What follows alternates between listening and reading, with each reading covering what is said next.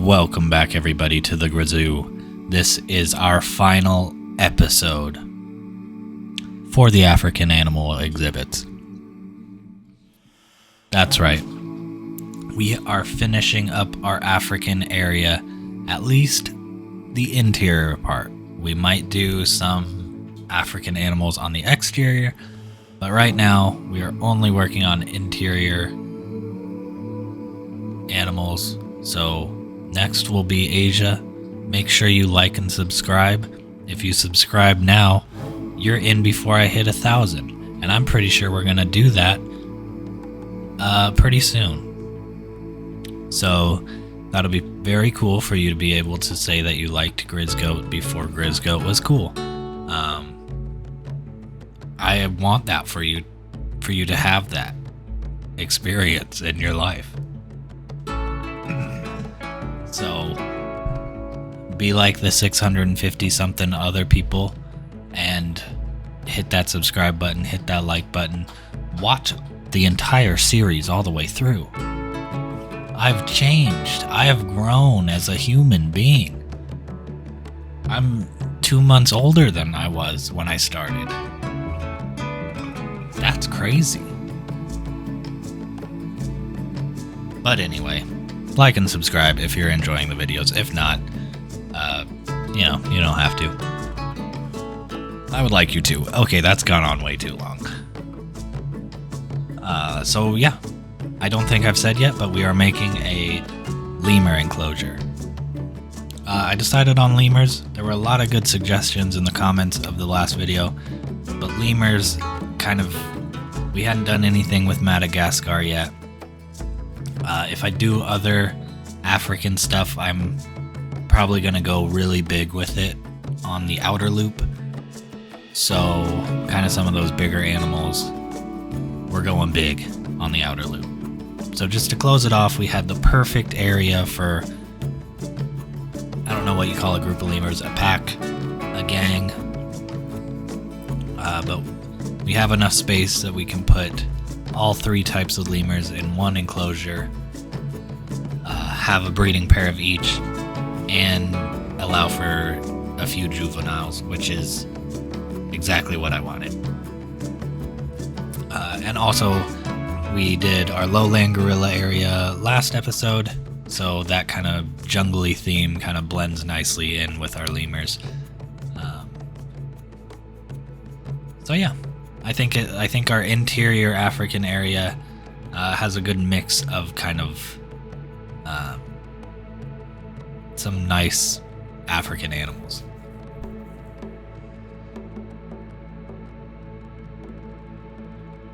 So now we're working with that mesh. We're going to bring it up, see how high we want to make it. Originally, I was thinking maybe 3 high, but that was way too tall, and it looked like like a golf, like top golf kind of. So we are only going to make it 2 high, because 2 high sits kind of right above the train so that the lemurs can climb up the tree and say hi to our guests that are riding around on the train. So two panels high, perfect height. One of the most important things you should always remember in planetzoo is that perfection is hard to achieve. With the mesh roof that we're going to be adding, there's a lot of overlap, which for the untrained eye, they will never notice. For the person who's working on it, you'll notice every time you go past that exhibit. But if you keep in mind that you're going to be putting trees, you're going to be filling it up, it won't distract you as much.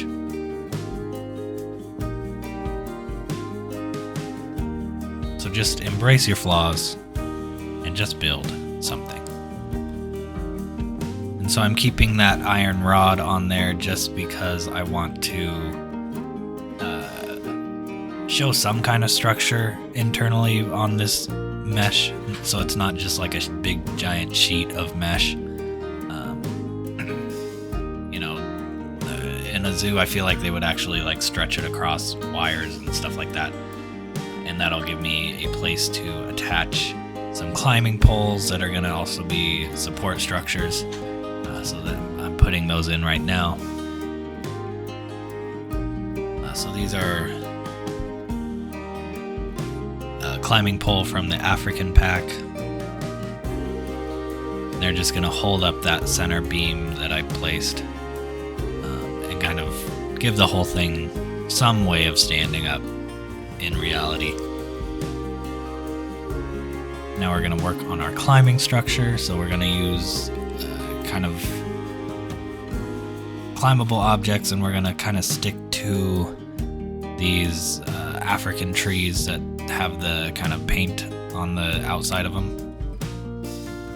I like it, especially with the lemurs, because like ring-tailed lemurs are known for their like black and white patterns. So that's what these kind of have, so they kind of remind me of that, and I think it looks very cool together. And if you're a Pokemon fan, you know Grafai Eye somehow has a connection with graffiti, and it's a eye, so it's a lemur. So it's kind of a nod to that as well.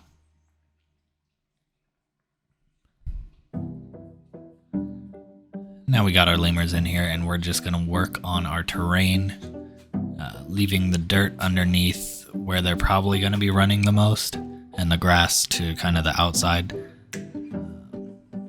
You know, they're going to be climbing up and down and kind of all around this climbing structure, so it's going to, all the grass is going to be worn out from there.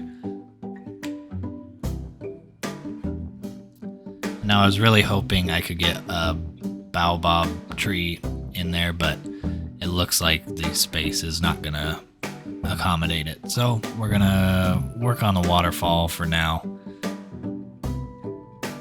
One of you suggested in our last video that we add mist to the mountain gorilla enclosure. I think it looks cool. It's a good idea. So if you have any more good ideas, leave them in the comments. Now here's our waterfall going in.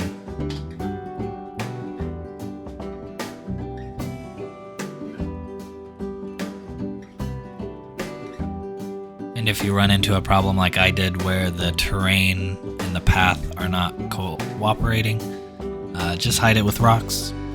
Plenty of waterfalls dump right onto rocks below, so it's perfectly natural.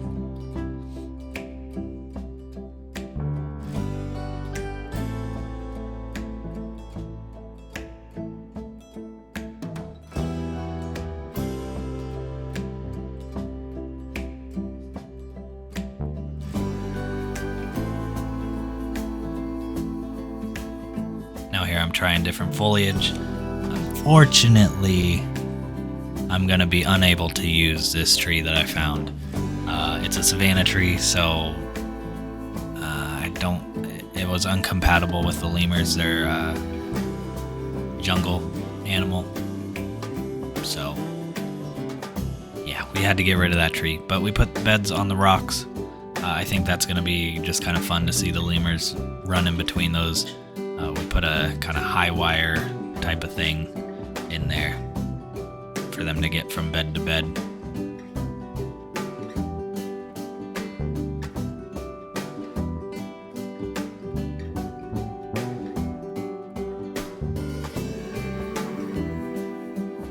Then pretty much every structure I put in here is fully climbable. So these support struts that I'm putting in for the beds are climbable. The ropes, everything, pretty much everything.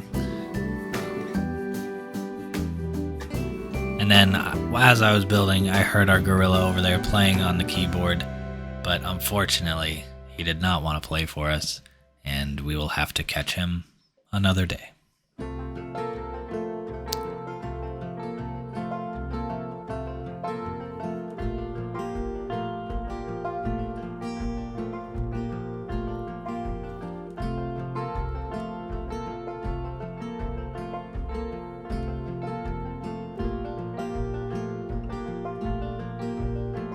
But now that corner looked a little empty and kind of boring, so I decided to put another tree in. And we're not gonna try to tie it in too much. And here's that replacement tree for the Savannah one. I think it has actually more area for the lemurs to climb around in. It's a little more kind of sheltery than I would have liked. I kind of like the other tree because the train would have been able to see all those big branches underneath and lemurs sitting around in them, but unfortunately the lemurs didn't like it.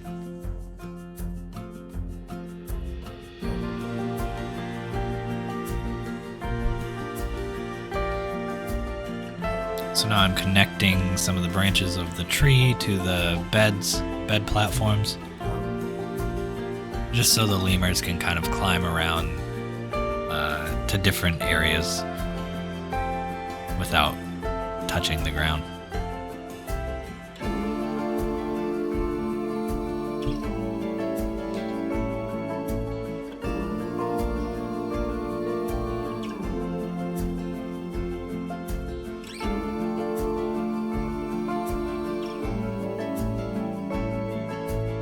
Now we're going to add our enrichment all around the enclosure,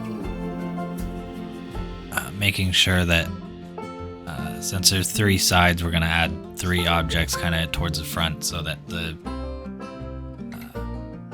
guests can kind of migrate to wherever they're playing with one of the enrichment items. Then adding in our feeding platform.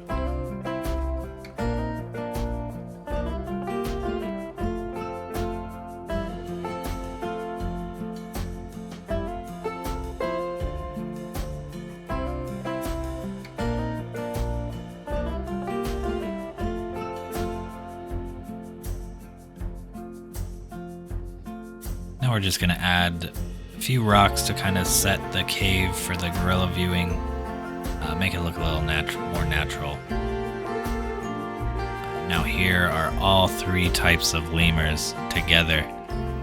So we have one red tufted lemur. I could not find a female for sale that had the fertility gene. And then we have our ringtails and our black and white tufted.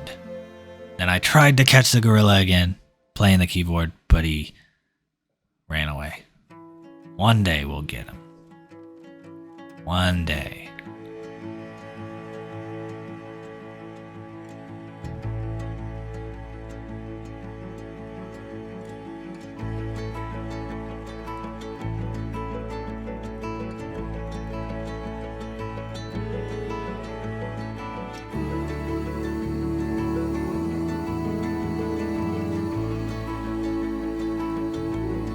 I'm just going to add the bedding up to our bed platforms to kind of draw them up there. And now to set our exhibit into the environment, we're going to add rocks all the way around it. I pretty much do this on every enclosure now. I think it really kind of like sets the exhibit into the environment, like I said.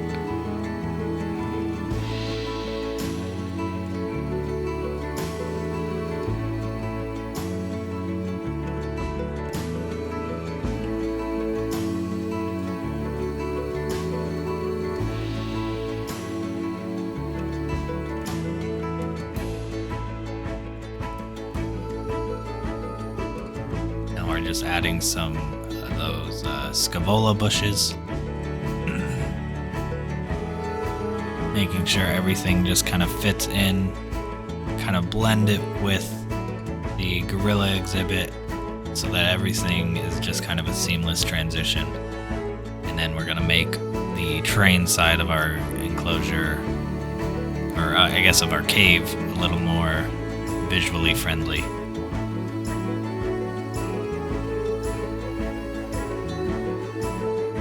But we'll probably work on that more once we start working on the outside ring.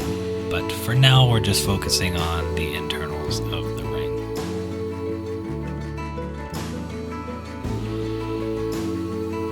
Now we're going to steal our water buffalo sign. throw on a picture of all 3 types of lemur.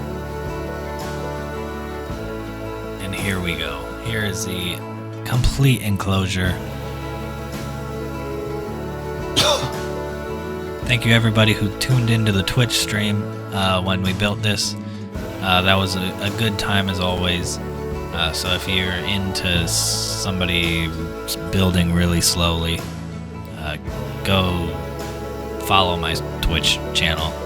I stream on there occasionally, and I might start streaming on YouTube just because I want to grow YouTube a little more than I want to grow Twitch. But, you know, who knows what we'll do. I don't. I'm just kind of building zoos, and that's what I like to do, and I hope that's what you like to do. And if you don't like doing it, I hope you like watching me do it. So like and subscribe. Have a great day as always, and I miss you already.